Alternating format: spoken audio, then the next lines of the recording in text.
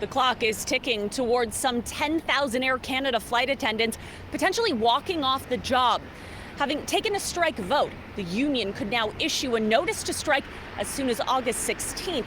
And that has some passengers we're speaking to here at Pearson Airport getting concerned. It might affect us, actually. That's our return date. It's right near when we're supposed to come back from Italy. The Air Canada component of CUPE, which represents flight attendants at Air Canada and Air Canada Rouge, says its members voted 99.7% in favor of strike action if necessary. Flight attendants work hard, they deserve everything, but if something does happen, I guess we're just going to have to wait and figure out another way to get home. Contract negotiations have been ongoing for months, but wages and unpaid hours remain sticking points.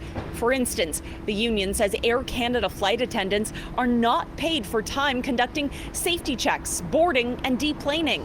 When I heard the news, I was like, uh-oh. But also at the same time, I think it's kind of, I don't know, flight attendants probably deserve a little bit more credit than they're getting, so. We asked Air Canada how they are planning to support passengers over the next 10 days, and we're told the airline remains focused on reaching a negotiated agreement. Quote, Air Canada firmly believes that there is more than enough time to reach such an agreement and avoid disrupting the plans of hundreds of thousands of travelers.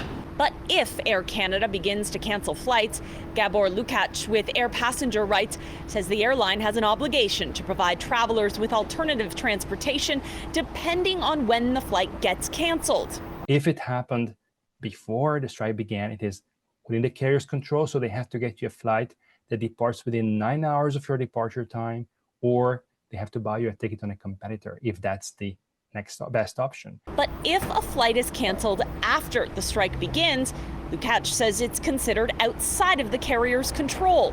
And then they have to book you on a flight of their own or partner airlines that departs within 48 hours of your original departure time, failing which the airline has to buy you a ticket on a competitor airline.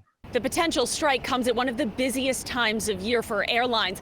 In fact, on August 1st, Air Canada reported its busiest day of travel post-pandemic with 160,000 passengers. At Toronto Pearson International Airport, Mackey, City News.